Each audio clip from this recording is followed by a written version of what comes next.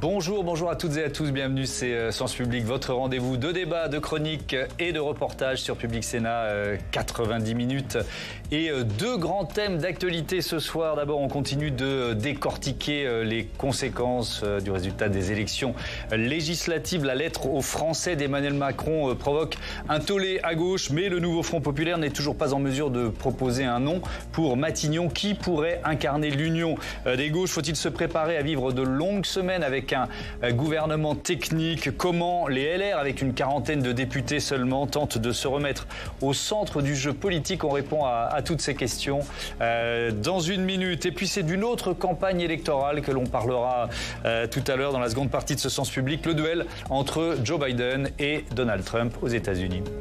Every single solitary person eligible for what I've been able to do with the COVID, with dealing with everything we have to do with, look, if... I really don't know what he said at the end of that sentence. Le président sortant traîne comme un boulet cette prestation calamiteuse lors du débat. C'était il y a 2 semaines. Va-t-il céder aux pressions de plus en plus fortes pour se retirer de la course? Qui pourrait le remplacer? Que dit ce duel entre un Biden affaibli et un Trump condamné au pénal de la fragilité de la démocratie américaine? Ne ratez pas l'analyse de nos experts, ce sera dans 3 quarts d'heure. Mais d'abord, les réactions à la lettre du président aux Français avec Jonathan Dupriez. À peine envoyée, la lettre d'Emmanuel Macron a reçu l'accusé de réception des formations politiques. À commencer par son propre camp. Une majorité d'élus Renaissance va dans le sens d'Emmanuel Macron et plaide pour gouverner autour d'une majorité de projets, sans le RN et sans LFI, des sociodémocrates à la droite républicaine. La seule majorité possible, la seule majorité trouvable, c'est celle qui rassemble les modérés. Et que le sujet aujourd'hui n'est pas de savoir qui a le plus gros bloc, le sujet n'est pas de savoir comment se positionner d'ici 2027, le sujet c'est d'être à la hauteur. Mais sans surprise, l'idée même d'une coalition fait bondir le nouveau Front Populaire. Si la gauche s'écharpe toujours sur le nom de son Premier ministre, elle martèle sa victoire dans les urnes dimanche dernier et sa légitimité à gouverner. Je suis inquiète de l'accaparement du pouvoir du président de la République et de la Macronie avec ce qui s'apparente de manière évidente à un coup de force démocratique, à un coup de force présidentiel qui nie non seulement le résultat des urnes, puisque la coalition du nouveau Front Populaire est arrivée en tête du second tour des élections législatives, et de, en quelque sorte, rétablir un veto d'un monarque qui nie le scrutin universel. De son côté, la droite promet de censurer tout gouvernement de gauche et veut gagner du temps. Le patron des députés LR, fraîchement élu, Laurent Wauquiez, réfute toute coalition gouvernementale à ce stade. Quant à Gérard Larcher, il exhorte le chef de l'État à maintenir le gouvernement en place jusqu'à la rentrée. J'ai plaidé pour que nous prenions du temps, que nous enjambions, je suis très clair, la période importante où nous accueillons le monde aux Jeux Olympiques et aux Jeux Paralympiques, et qu'ensuite, au début du mois de septembre, soit engagée la phase qui est la conséquence de ces élections. À l'extrême droite, Marine Le Pen dénonce un cirque indigne, orchestré par le chef de l'État. 4 jours après le second tour des législatives, la perspective d'un gouvernement de coalition reste plus que jamais incertaine. L'impasse politique, elle, se précise. Qui pour gouverner la France? La question reste entière 4 jours après le second tour des législatives et on en débat avec Jean Garrigue. Bonsoir. Bonsoir. Bienvenue, vous êtes historien, président de la Commission internationale d'histoire des assemblées. Vous publiez Jours heureux quand les Français rêvaient ensemble aux éditions Payot. Audrey Goutard, bonsoir et bienvenue. Bonsoir. Vous êtes grand reporter à France Télévisions et spécialiste des faits de société. Jean-Daniel Lévy, bonsoir et bienvenue. Le directeur délégué d'Aris Interactive et Tam Tranu. Bonsoir Tam, bonsoir, bienvenue, Thomas. Éditorialiste politique. On commence avec cette lettre d'Emmanuel Macron. Évidemment, Jean Garrigue, elle a été beaucoup critiquée, notamment à gauche. Ces critiques sont-elles justifiées ou exagérées? À mon sens, et je me place d'un point de vue d'historien, elles sont exagérées. Elles sont justifiées pour la petite phrase qui n'y est pas contenue, où il aurait fallu qu'il reconnaisse la victoire du nouveau Front populaire. C'est ce qui lui a été beaucoup reproché. En revanche, à mon sens, il lui est aussi reproché de proposer une grande coalition d'arc républicain. Et là, en historien, je suis obligé de constater que ce type de coalition a déjà existé dans notre histoire, sous la Troisième et la Quatrième République, à plusieurs reprises, et que ça a plutôt donné des très bons résultats. Ça nous a permis, par exemple, de sortir de l'affaire Dreyfus, le gouvernement de défense républicaine 1899, Waldeck-Rousseau, de la gauche à la droite, et puis le gouvernement provisoire du général de Gaulle en 1944, qui met quand même en place l'État-providence, qui entame la reconstruction de la France sur les bases qui sont aujourd'hui celles de notre société. Donc je veux dire que théoriquement, intellectuellement, pour moi, l'idée d'un arc républicain, d'un arc des modérés, qui a existé aussi sous la troisième force de la Quatrième République, ce qui d'ailleurs engendre peut-être une légende noire de ce type de formation, intellectuellement, c'est quelque chose qui peut exister. Je ne vois pas pourquoi, aujourd'hui, les Français n'atteindraient pas ce degré de maturité qui est celui des autres grandes démocraties pour tenter ce type d'expérience. Votre avis, Audrey Goutard, et évidemment, avec cette lettre, Emmanuel Macron, d'une certaine façon, il veut rester décisionnaire. Est-ce que c'est illusoire ? Ça ne l'est pas vraiment et c'est plutôt malin. En fait, il reprend son rôle de maître des horloges. C'est un terme qui a été énormément utilisé, mais je vous l'ai laissé, tiens, j'ai failli le mettre dans ma question. Merci, vous êtes aimable. En tout cas, il le reprend. Pour lui, cette posture, il la réincarne parce que justement, dans cette lettre, ce qu'il dit, c'est qu'il va prendre le temps de la réflexion.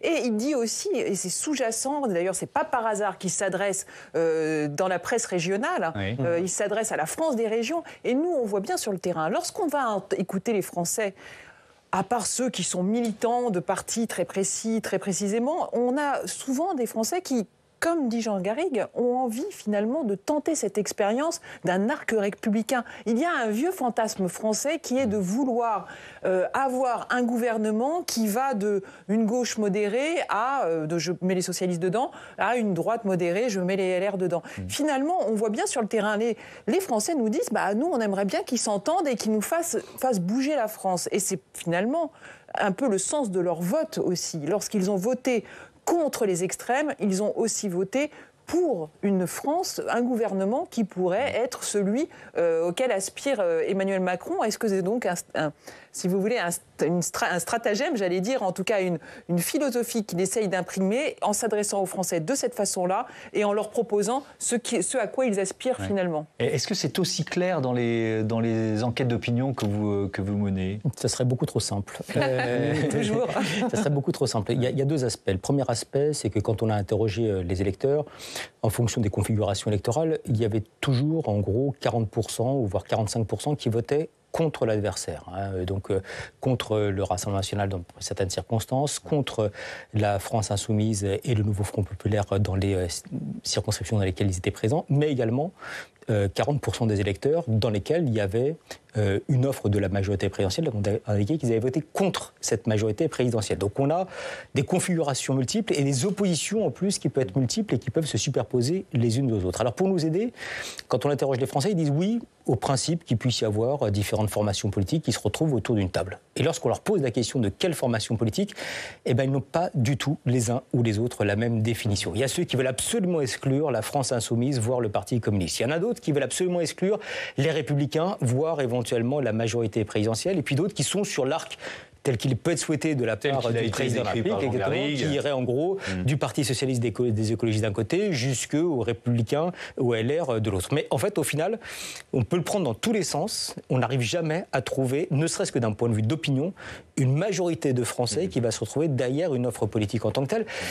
Même s'il y a cette aspiration-là, il y a aussi des enjeux politiques, je pense, qui sont importants de regarder derrière cela, et qu'il y a des points de tension qui restent assez majeurs dans la population française.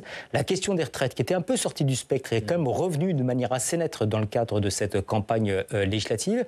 La question de l'application du pouvoir d'achat, avec pas uniquement la question du SMIC à 1 600 €, mais est-ce qu'il faut ou pas taxer les riches ? Je vais vite, mais en tout cas, qui était aussi une thématique. Et puis enfin, l'articulation entre la manière dont on peut gérer les urgences qui sont perçues de la part des citoyens et la saine gestion de nos finances publiques, dont on sait que, d'un point de vue politique, mais également d'un point de vue d'opinion, les appréhensions sont radicalement différentes. Effectivement, et c'est intéressant parce que c'est pas seulement une question d'incarnation qui a Matignon, même si évidemment on va en parler dans ce débat, c'est aussi une question de thématiques sur lesquelles cet arc républicain, cette majorité plurielle, appelons-la comme on veut, pourrait éventuellement se mettre d'accord pour travailler. Emmanuel Macron, on l'a vu, il est à Washington pour le sommet de l'OTAN, président français qui apparaît souriant, on le voit avec certains de ses homologues, le Premier ministre néo-zélandais ou le chancelier allemand Olaf Scholz. Est-ce que, juste un mot, on l'a déjà pas mal évoqué, donc on n'y passe pas trop de temps, mais la voix d'Emmanuel Macron sera forcément un peu moins écoutée à l'international. On sait que dans ces grands sommets, ces animaux politiques, ils se jaugent aussi en fonction de leurs résultats locaux, quoi. C'est forcément une voix qui est affaiblie, qui l'est à l'échelle nationale. Et ça pose le problème du rôle que doit jouer aujourd'hui non seulement Emmanuel Macron en tant qu'Emmanuel Macron, mais le chef de l'État, la fonction présidentielle dans la configuration qui est en train de venir. Parce que qu'est-ce qu'on voit ? On voit que, alors je nous sors un peu là du domaine international, mais je reviens un peu à la France. Mais c'est notre thème, donc allons-y. On voit bien qu'avec cette structure-là de l'Assemblée nationale, avec cette interrogation qui se pose sur quel type de coalition, quel type de gouvernement aujourd'hui, les choses ne sont plus aussi simples qu'auparavant.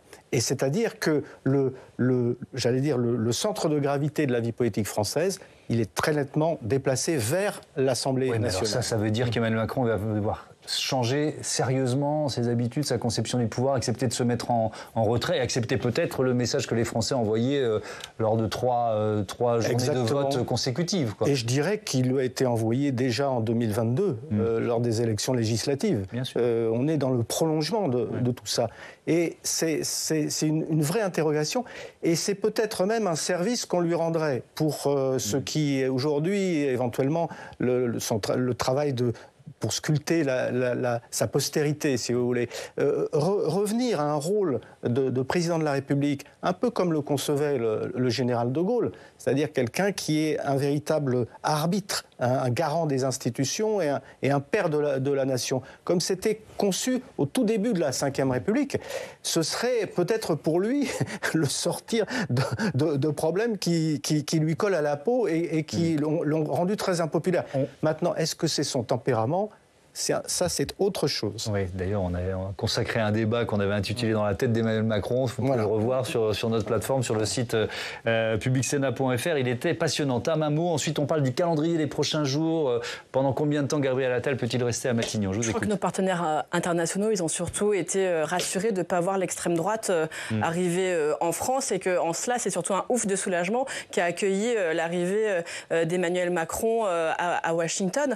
Mais pour revenir quand même un peu sur cette lettre, moi je trouve que le sujet, c'est pas tant le fond où on peut se dire que certainement on va finir par arriver à cette idée de coalition que la forme. On dit Emmanuel Macron, on y voit quand même son incapacité à pas se mettre au milieu du jeu, alors qu'on lui demande quand même là de laisser les parlementaires décider ensemble. Et c'est ça qui est quand même vraiment urticant dans la démarche d'Emmanuel Macron. C'est pas tant ce qu'il dit, mais le fait qu'il le dise. Oui, alors on parle comme promis de l'avenir de Gabriel Attal à Matignon avec Steve Jourdain qui nous rejoint tout de suite. Bonsoir Steve. Bonsoir Thomas. Emmanuel Macron, on le sait, qui a refusé la démission de Gabriel Attal, mais le président a un calendrier en tête. Oui, dimanche soir, à l'issue des résultats, on apprenait que le Premier ministre entendait remettre sa démission le lendemain au président. C'est une tradition après les élections législatives et Gabriel Attal s'y est plié. Écoutez. Ce soir, la formation politique que j'ai représentée dans cette campagne, quand bien même elle a réalisé un score 3 fois supérieur à ce qui était prédit ces dernières semaines, ne dispose pas d'une majorité. Ainsi, fidèle à la tradition républicaine et conformément à mes principes, je remettrai demain matin ma démission au président de la République.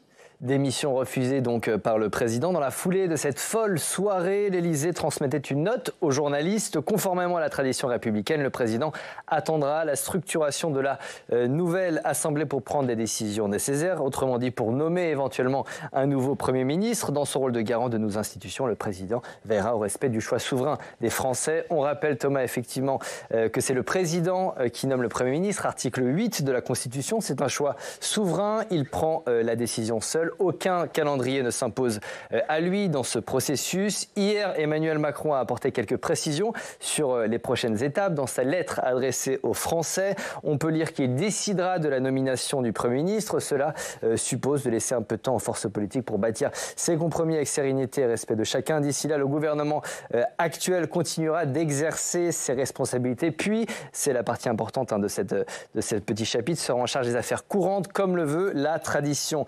républicaine. Autrement dit, Thomas, pour le moment, c'est comme s'il n'y a pas eu d'élection législative. Le gouvernement Attal conserve toutes ses compétences, en tout cas sur le papier. Mais pour combien de temps ? C'est la question. Une date a été cochée par l'Élysée, celle du 18 juillet, jeudi prochain. Pourquoi le 18 ?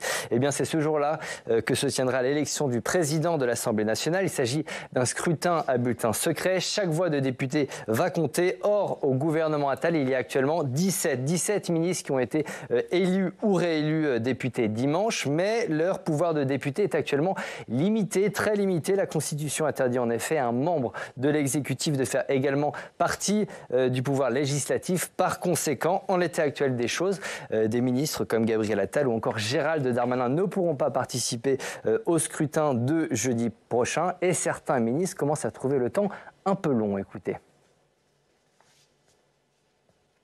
Je pense que c'est souhaitable que les ministres qui ont été élus députés puissent participer à ce moment très fort de la constitution du Parlement. Donc vous souhaitez une démission de gouvernement avant le 18 ? Oui, pour être en mesure de voter dans ce moment-là.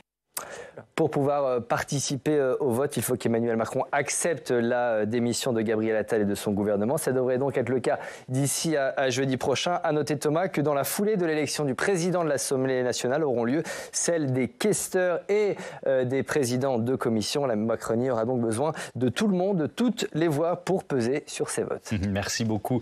Steve, il est important ce point calendrier, Audrey Goutard, parce que derrière ça, dans ce cadre de l'Assemblée nationale, il y a aussi une bagarre féroce entre Gabriel Attal et Gérald Darmanin.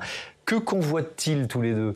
Ah bah écoutez, ils convoitent, j'allais dire, le pouvoir à l'Assemblée, le pouvoir d'être les têtes de pont de Renaissance et puis de porter effectivement le parti au sein de l'Assemblée. Alors vous comprenez bien que c'est un moment extrêmement clé et extrêmement important parce que, comme le expliquait très bien Jean Garrigue, on va se retrouver dans une situation assez nouvelle où le pouvoir ne sera plus seulement à l'Élysée, ne sera plus seulement à Matignon, mais il sera aussi évidemment à l'Assemblée nationale. Et puis si on veut préparer, ce sont des jeunes loups, ou s'il veut préparer les élections présidentielles et se présenter à un moment donné, il va falloir jouer avec eux. Mais jouer avec eux, c'est jouer avec deux personnalités très différentes et jouer avec deux je dirais, couleurs très différentes. C'est-à-dire qu'il y en a un, Gérald Darmanin, qui penche plutôt vers la droite et un autre, évidemment, Gabriel Attal, qui est prêt à bosser vraiment avec la gauche modérée de ce nouveau Front républicain. Oui, c'est pas exactement la même coalition. Nouveau Front populaire, pardon. Nouveau Front populaire, c'est pas exactement la même coalition qui se profilerait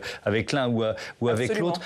Jean-Daniel Lévy, dans ce monde idéal que décrivait Jean Garrigue tout à l'heure, avec effectivement la capacité des uns et des autres à se mettre autour de la table sur un certain nombre d'objectifs pour une mandature au minimum d'un an.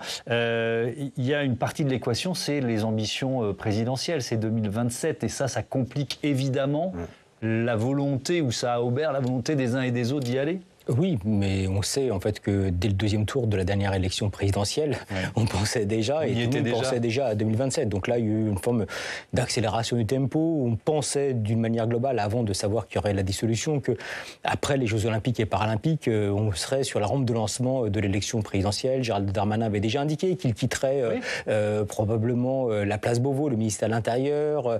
Il y avait déjà eu en fait des prises de position d'indépendance de la part de Bruno Le Maire par rapport au président de la République, etc. Donc évidemment, ça ne rend pas cet arc républicain ou ce gouvernement commun impossible d'une certaine façon. Mais à tous les niveaux, ça complique l'affaire. Ouais. Ça complique l'affaire évidemment au sein aujourd'hui de ceux qui vont se réclamer comme étant proches d'Emmanuel Macron. Ouais. Il y a également, en fait, on l'a vu, Sacha Houlié, en fait, qui commence à se détacher et à indiquer qu'il n'allait pas rejoindre le groupe Renaissance et donc indiquer qu'il allait fonder probablement un groupe parallèle. Et même au sein aujourd'hui du nouveau Front populaire, une des raisons pour laquelle il n'y a pas de Premier ministre qui sort naturellement, entre guillemets, du chapeau, c'est que c'est pas cette législature qui est en train de se jouer, c'est la préparation de la prochaine élection présidentielle, en se disant que s'il y a un Premier ministre qui est mis en avant, il aura une légitimité, il aura une capacité à pouvoir montrer qu'il est en capacité de pouvoir gérer le pouvoir, et donc dans ce contexte-là, qu'il sera peut-être un peu plus que les autres en capacité de pouvoir être un présidentiable, comme on dit aujourd'hui. Donc on a, d'une manière globale, et on peut prendre quasiment toutes les périodes de l'histoire, au moins depuis une trentaine d'années, un calcul qui est amené à se positionner, pas uniquement par rapport aux enjeux immédiats, mais par rapport à la réflexion de la présidentielle. La mise en place du quinquennat a quand même profondément accéléré ce processus, d'autant plus que maintenant, hormis cette fois-ci, mais les élections législatives suivaient de manière mécanique l'élection présidentielle, avait fonction à valider le processus électoral présidentiel. Ouais. Alors justement, chapitre consacré au nouveau Front populaire, le nom du Premier ministre ou de la Première ministre se fait toujours attendre. Ça coince sur ce que vient de nous dire Jean-Daniel Lévy. Sur quoi d'autre, Audrey Goutard ? Je dirais sur les personnalités, sur les égos, sur les choix vraiment entre effectivement LFI, Jean-Luc Mélenchon qui a été très clair dès le départ en disant ça sera mon programme et rien d'autre, aucune discussion possible. Vous imaginez bien que Raphaël Glucksmann, ça n'est pas du tout la même musique, et ce grand écart là, eh bien il est compliqué de trouver la synthèse. Il est compliqué ensuite. Ils ont beau se réunir tous les jours, on le voit bien. Ils nous expliquent qu'ils se réunissent, qu'ils discutent, que tout se passe bien, Madame la Marquise, mais finalement, pour l'instant, aucune fumée blanche. Oui, alors qu'il y a une opportunité quand même qui est historique. On ne sait pas ce que fera Emmanuel Macron, mais c'est une opportunité. Et puis surtout, ça sera le premier qui arrivera à présenter un champion et autour de lui une équipe qui gagnera peut-être la partie. Ça se joue vraiment, c'est vraiment un concours contre la montre. Ce qui coince aussi, ce sont les équilibres au sein d'un éventuel futur gouvernement, parce qu'il pense à la fois Premier ministre, mais gouvernement. Donc si vous prenez, je ne sais pas, un écologiste que vous mettez là, il aura forcément beaucoup moins de place au niveau du gouvernement. Si vous mettez un socialiste, il faut qu'il ne soit pas trop irritant pour LFI, pour qu'elle puisse participer, etc. Donc l'équilibre, il n'est pas que autour de ça. Il y a aussi, je pense, les discussions autour de ce que vous pouvez faire autour du programme, rien que le programme. Parce qu'en réalité, tout le monde sait qu'on ne peut pas faire le programme, rien que le programme. On est déjà en train de discuter sur comment on peut faire les décrets, un décret avec blanc-seing présidentiel pour faire passer le SMIC à 1 600 €. On voit déjà que les retraites, c'est pas du tout possible par décret. Les constitutionnalistes l'ont montré. Donc il y a toutes ces discussions-là qui sont quand même mélangées. Avec certains qui mettent la pression, par exemple la CGT qui appelle à manifester jeudi, donc quand il y aura justement ce moment important à l'Assemblée, pour exiger la mise en place d'un gouvernement nouveau Front populaire, Fédération CGT des cheminots qui appelle à organiser ces rassemblements. Jean Garrigue, un refus d'Emmanuel Macron de nommer un Premier ministre issu de l'Union des gauches, personne ne le souhaite évidemment ici, mais ça pourrait provoquer des troubles en plein Jeux olympiques. Est-ce que ce serait désastreux? Est-ce que ça peut infléchir la décision du chef de l'État, vous voyez, qui pour l'instant dit non, il n'y a pas un gagnant, donc ce ne sera pas forcément le nouveau Front populaire? Oui, dans la mesure où il a parlé lui-même de menaces de guerre civile, on l'accuserait d'avoir provoqué ce type de troubles sociaux. Maintenant, si on a une lecture, j'allais dire, constitutionnelle de ce qui se passe, il est libre de nommer qui il veut. La tradition veut que, pour ces périodes de cohabitation, on ait nommé un représentant du groupe parlementaire le plus important. Pas forcément d'ailleurs son chef, puisque Balladur avait été choisi en 1993, mais on est là dans une situation tout à fait exceptionnelle, puisqu'on a des groupes quasiment qui sont à peu près de force égale, avec un petit avantage pour le nouveau Front populaire. N'oublions pas que si un gouvernement, je dirais, homogène de nouveau Front populaire était nommé, son espérance de vie risquerait d'être quand même très très réduite, parce qu'une motion de censure venant du centre et de la droite, et peut-être du Rassemblement national avec eux, serait quasiment inévitable, à mon sens. C'est justement ce que disait Gérard Larcher, le président du Sénat, sur BFM ce matin. Le nouveau Front populaire, si le président de la République fait ce choix, je suis clair, je combattrai ce choix et je demanderai à ce que le gouvernement soit censuré. Donc ça, c'est clair. Si, alors attendez, je vais repréciser ce que vous voulez. Je répète. Si le président de la République appelait un Premier ministre issu du nouveau Front populaire... Oui, je m'opposerai et j'appellerai mes amis à censurer ce gouvernement, car ça ne correspond pas à la volonté profonde des Français. L'espérance de vie d'un gouvernement Nouveau Front Populaire, Audrey. Tout est dit. Finalement, à l'Assemblée, les LR, même s'ils ont perdu énormément de députés, ils existent. C'est 50 députés qui peuvent peser de tout leur poids, plus tous ceux, Gérald Darmanin, par exemple, est totalement opposé à un gouvernement Nouveau Front Populaire avec des LFI parmi eux. Finalement, il n'y a pas seulement le Premier ministre, il y a aussi tout l'ensemble d'un gouvernement. Et évidemment, le Nouveau Front Populaire, imaginez qu'il arrive au pouvoir, le Premier ministre Nouveau Front Populaire va obligatoirement nommer des gens... Il faut combien de, pardon de vous interrompre, oui, il faut combien de voix de députés pour faire tomber le Nouveau Front Populaire? Parce que là, on prend tous nos calculettes, quoi. Oui, bien sûr, on prend tous nos calculettes et je dois vous avouer que je n'ai pas le calcul. C'est 289. 289. Oui, mais on la trouve pas forcément. Si. Ça dépend. Ça dépend quelle est la proposition.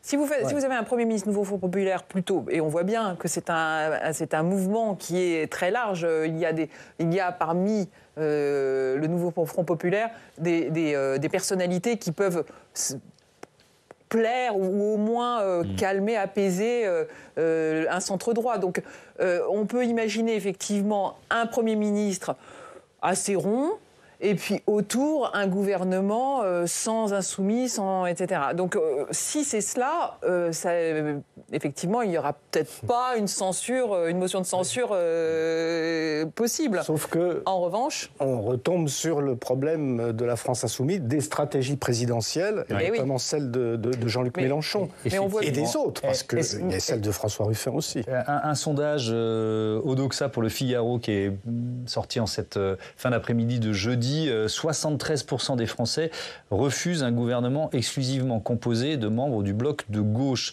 Jean-Daniel Lévy, on peut parler d'une victoire en trompe-l'œil du Nouveau Front Populaire ? Ah oui, oui, c'est même une...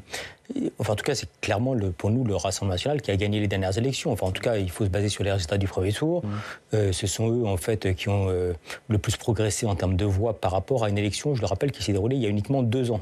Moins de 20% au premier tour des élections législatives de 2022, plus de 30% en 2024. Et même quand on regarde à l'issue du deuxième tour, ceux qui ont le plus progressé, c'est encore une fois le Rassemblement national, 50 sièges de plus par rapport à ce qu'ils avaient obtenu. Et que quand on interrogeait les électeurs d'un point de vue global, ils avaient plus peur pour eux-mêmes et pour la France de l'arrivée du Nouveau Front Populaire aux responsabilités que le Rassemblement national. Donc il y a le fait du scrutin qui est tout à fait démocratique, mais qui a amené aujourd'hui, pour les raisons que l'on voit, une offre politique et qui n'est pas exactement celle vers laquelle on se dessinait à l'issue du premier tour, le Nouveau Front Populaire est là, mais il n'y a pas une aspiration aujourd'hui à voir le Nouveau Front Populaire aux responsabilités. Et il y a même des inquiétudes, et les inquiétudes dont on en a parlé, c'est pas tant le Nouveau Front Populaire que la France insoumise, et singulièrement Jean-Luc Mélenchon, qui irrite nettement une partie importante de l'électorat. On n'a pas beaucoup souligné, mais si vous prenez comme référence, non pas les élections législatives, mais les élections européennes, le total de la gauche aux dernières élections européennes est supérieur au total de la gauche au cours de ces dernières élections législatives. Pourquoi ? Parce que vous avez des électeurs qui ont voté notamment pour la liste qui était conduite par Raphaël Glucksmann et qui ont dit « pour nous, c'est pas possible ». Et on peut se retrouver derrière certains aspects, mais en tout cas, l'idée de voter pour une formation qui intègre la France insoumise leur apparaissait comme étant difficile. Ce qu'on voit bien encore aujourd'hui, que même quand on interroge en fait sur la manière dont pourrait être constitué le gouvernement, vous avez uniquement un sympathisant socialiste sur 2 qui est favorable à ce que la France insoumise en fasse partie. Alors, on parle de l'espérance de vie d'un gouvernement Nouveau Front Populaire, d'autant plus courte que dans leur programme, il y a la suppression de l'article 49.3. L'écologiste Sandrine Rousseau, tiens, on l'écoute. Moi, je dis là, le premier tour nous a donné vraiment à touche-touche avec le RN. Le deuxième tour a balayé le RN. Donc, en fait, nous devons gouverner, mais nous devons aussi entendre que les autres députés sont élus avec des voix du Nouveau Front Populaire et que les nôtres sont élus avec des voix de la droite. Mais comme ils disent déjà qu'ils utiliseront une motion de censure, ça veut dire que vous partez quand même avec une immense fragilité. Justement, pour sortir de ce truc de la violence contre la violence, de la motion de censure contre le 49.3, il faut apaiser tout ça et dire on n'utilisera pas le 49.3 et on accepte de perdre sur des textes. S'il y a des textes, on présentera des textes issus de notre programme, mais si ces textes ne rassemblent pas de majorité à l'Assemblée, eh bien nous accepterons de perdre. Alors ça, c'est ce que dit Sandrine Rousseau. Le premier secrétaire du Parti socialiste, Olivier Faure, disait lui sur France Info, c'était il y a 3 jours, qu'il faudrait peut-être utiliser le 49.3. Audrey Goutard, le choix il est cornélien entre efficacité et cohérence. C'est vrai qu'on a beaucoup entendu les formations de gauche critiquer Elisabeth Borne en son temps. Eh bien, écoutez, quand j'entends tout cela, je me dis, est-ce que ça n'est pas le calcul d'Emmanuel Macron, finalement ? Je gagne du temps, je reste, comme je vous le disais tout à l'heure, le maître des horloges, et pendant tout ce temps que je gagne, eh bien, je laisse le nouveau Front populaire se déchirer finalement. Parce que c'est ça le pari des macronistes, c'est que ce nouveau Front populaire éclate, qu'il redevienne, si vous voulez, des petits blocs, et qu'à ce moment-là, Emmanuel Macron puisse composer un gouvernement qui soit évidemment pas un gouvernement avec un Premier ministre nouveau Front populaire. Ça n'a pas l'air d'être le souhait de l'Élysée. Alors on ouvre le chapitre des prétendants à ce poste de Premier ministre. Tam, il y a nombreux candidats et candidates. Et oui, à gauche, ça a été le bal des prétendants. On a quand même passé 3 semaines, rappelez-vous, c'était il n'y a pas si longtemps, sur Mélenchon Premier ministre, qui ne devrait finalement pas figurer dans le tiercé final. Hier, le nouveau Front populaire évoquait plutôt Clémence Guettet pour LFI, Marine Tondelier pour les écologistes, Olivier Faure pour les socialistes. Seule certitude, c'est Highlander, il ne doit en rester qu'un. Chez Ensemble, sinon, eh bien, si la couleur du gouvernement ne changeait pas, on parle encore et toujours de Gabriel Attal, fidèle au poste, de Gérald Darmanin ou même de François Bayrou, hypothèses qui paraissent bien improbables aujourd'hui, mais bon, depuis la dissolution surprise, plus rien ne nous étonnerait. À droite, enfin, plusieurs lignes, celle de Bruno Retailleau, qui lui aussi a écrit une lettre hier, décidément, le pigeon voyageur, c'est l'accessoire du moment sur la planète politique, où il propose un Premier ministre d'intérêt public. Entre ici Jean Castex. Pour les autres ténors de LR, on les appelle encore comme ça, même si la marque, paraît-il, est morte, comme Xavier Bertrand, Olivier Marleix, ce Premier ministre doit être enfin de droite. Mais il y a 2 certitudes, ni Laurent Wauquiez, ni Gérard Larcher ne veulent du poste. Oui, pour une situation pas très enviable quand même. Oui, mais que diable allait-il faire dans cette galère ? On parle communément de l'enfer de Matignon. Pour beaucoup, ça serait un enfer éclair. On vient d'en parler, prenez le nouveau Front populaire qui se revendique vainqueur, qui avec 180 parlementaires aura bien plus d'ennemis que d'amis dans l'hémicycle. Il pourrait avoir une durée de vie, allez, on va dire 3 jours au plus, ça serait la motion de censure immédiate, 48 heures entre le dépôt et le vote à l'Assemblée. Un Premier ministre sorti d'Ensemble, vous imaginez l'image politique ? Tout ça pour ça. Pour les Français, on prend les mêmes, on recommence. Et en plus, ça pourrait être la même punition. Et dans ce moment où nous nageons tous donc en plein brouillard, que nous avons, sauf d'experts de la Constitution, vous savez, ces nouvelles stars télé de tous les plateaux, je vous propose d'écouter les explications d'Olivier Gohin. Il est professeur émérite de droit public. Hier, il a éclairé la lanterne des sénateurs. Le gouvernement Attal peut tomber le 20 juillet prochain. Motion de censure le 18, vote sur la motion de censure le 20. Terminé. Et qu'est-ce qu'on fait ? On aura un nouveau gouvernement. Voilà, c'est ça le problème. Qu'est-ce qu'on fait ? Qu'est-ce qu'on fait surtout à partir du moment où il n'y a pas de dissolution possible avant le 7 juillet 2025 ? Donc, par conséquent, il va falloir. En somme, c'est la formule du célèbre docteur Queuille, vous êtes condamnés à vivre ensemble. Henri Queuille, président du Conseil sous la 4e République. Voilà, le célèbre docteur Queuille, le petit père Queuille, un homme simple, plutôt apprécié de ses concitoyens, aimable, mais aussi et surtout l'un des symboles de l'inefficacité de la 4e République, où l'Assemblée nationale ne parvenait jamais à dégager de majorité claire. On lui prête d'ailleurs... Vous êtes en train de faire bondir Jean Garrigue, mais c'est pas grave, je vous laisse terminer. On en reparlera. On lui prête une phrase... Il y a des admirateurs d'Henri Queuille, y compris la rédaction. Oui. On lui prête une phrase assez géniale. Cette phrase, c'est « Il n'est aucun problème assez urgent en politique qu'une absence de décision ne puisse résoudre. » Bref, une ode à l'immobilisme où, qui je le crains, ne serait pas très douce aux oreilles des Français d'aujourd'hui. Message de service donc à nos hommes politiques, si on ne veut pas en arriver là. Il va falloir être raisonnable et laisser travailler un gouvernement, même s'il est minoritaire. Bon, allez, on va parler de l'incarnation dans un instant, mais une petite parenthèse rapide.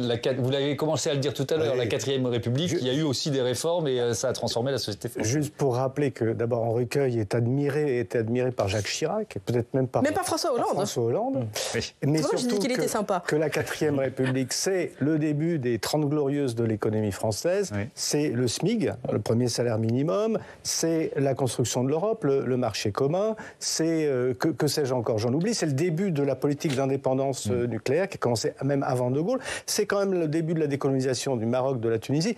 Bref, on a une légende noire de la 4e République qui s'explique tout à fait par le fait que le général de Gaulle avait besoin, évidemment, d'évaluer ce qu'avait été ce régime des partis à ses yeux pour construire ce qu'était la Ve République. Et je pense que nous sommes restés profondément dans cette culture du mépris de la Quatrième République pour nous construire cet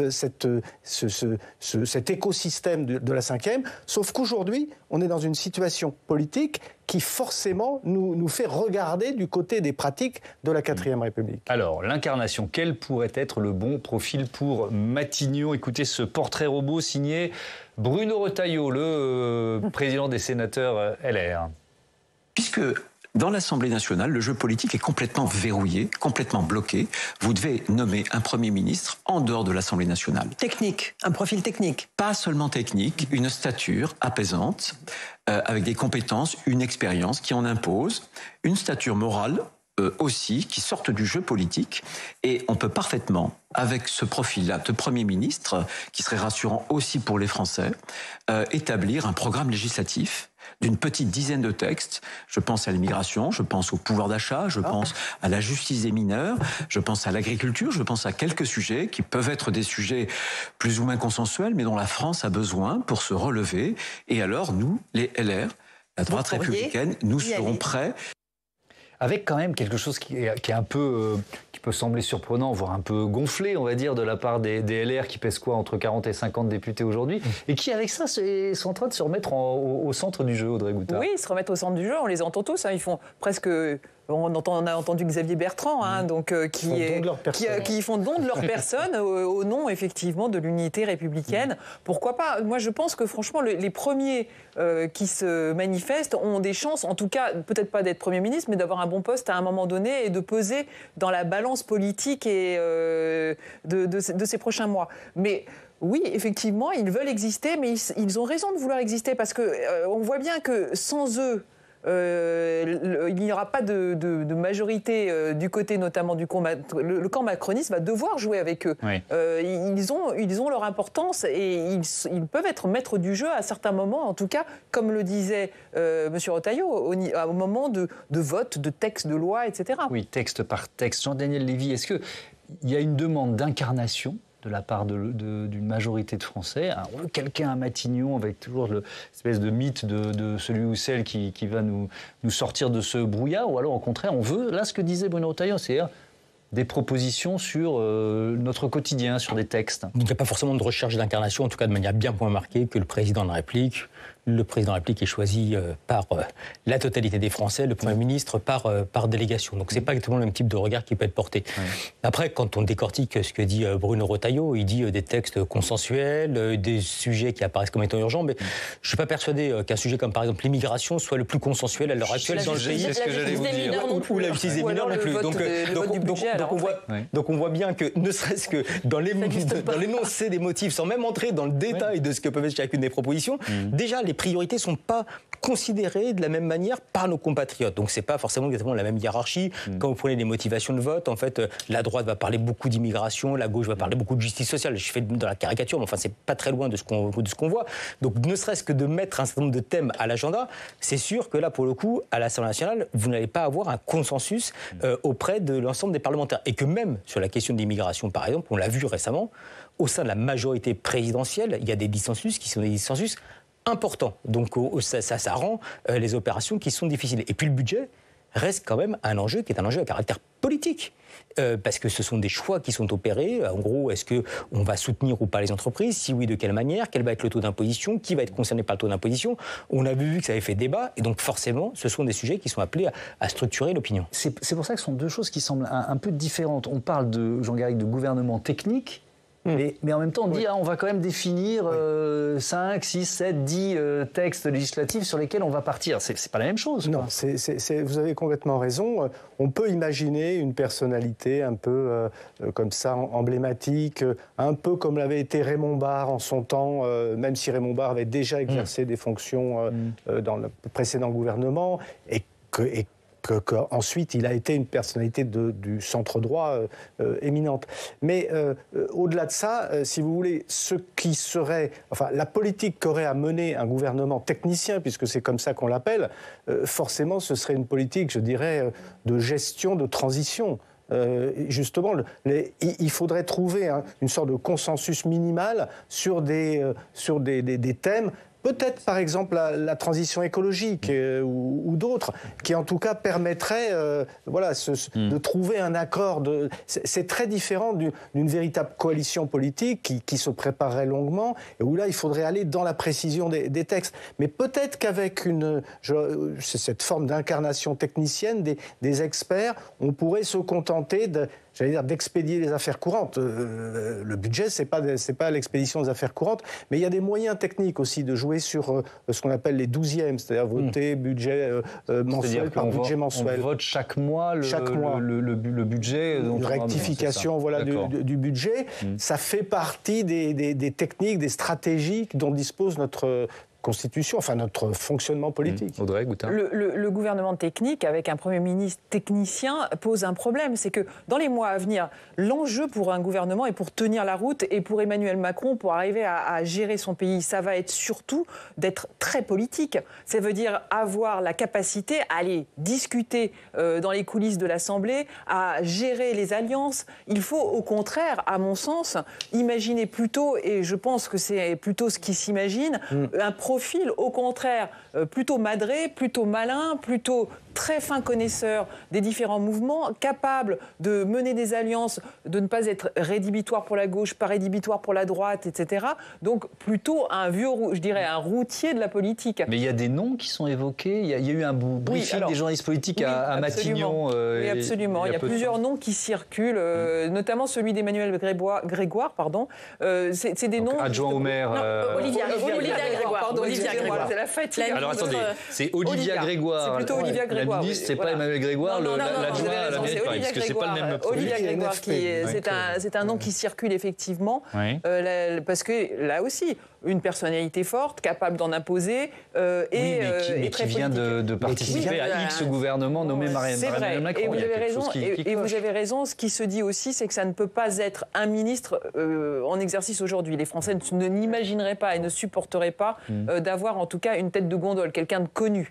Donc évidemment, ça c'est une question. Donc, mais tous les noms circulent en fait. Il y a tellement de noms. On en parlait avant l'émission entre nous. C'est vrai que j'avais entendu Jean-Louis Borloo. Oui, c'est ça. De ressortir des. On le sort à chaque fois. Jean-Louis Borloo. Oui, c'est ça. C'est récurrent. Oui. Il y avait eu Gaston Doumergue en 1934 qu'on avait rappelé de ça. Parce que là, il est plus disponible. Je pensais que vous nous sortiez à nouveau disponible. Non, et puis il y a juste François Hollande. Il y a juste un autre paramètre qu'il faut quand même pas oublier. C'est même peut-être le paramètre le plus important. Ce sont les 10 millions de Français qui ont voté pour le Rassemblement national. Mais bien sûr. Et surtout si on essaie nous de pas être obsédés par la présidentielle, mais il faut quand même se projeter sur la masse de frustration que ce scrutin provoque, quoi. En toute hypothèse, quel que soit le nouveau gouvernement qui sortirait de cette espèce de séquence trouble et chaotique, je vois difficilement oublier les préoccupations qui sont celles de ces électeurs. C'est-à-dire le pouvoir d'achat, le déclassement, mais aussi l'ordre, la sécurité, l'immigration.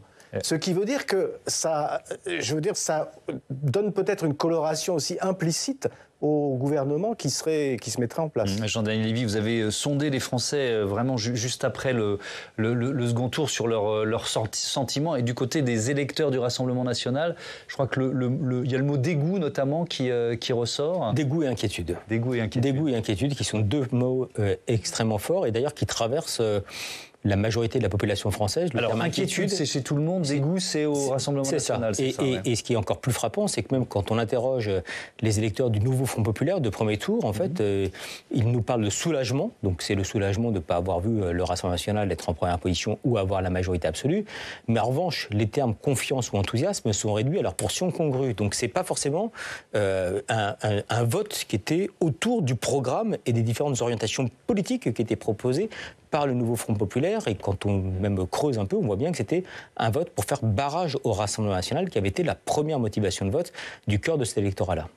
Merci beaucoup, merci à tous d'avoir participé à ce débat. Votre livre, Jean Garrigue, Quand les Français rêvaient ensemble, c'est aux éditions Payot. On va peut-être se remettre à rêver ensemble pendant les Jeux Olympiques. Ça va peut-être au moins nous servir à ça.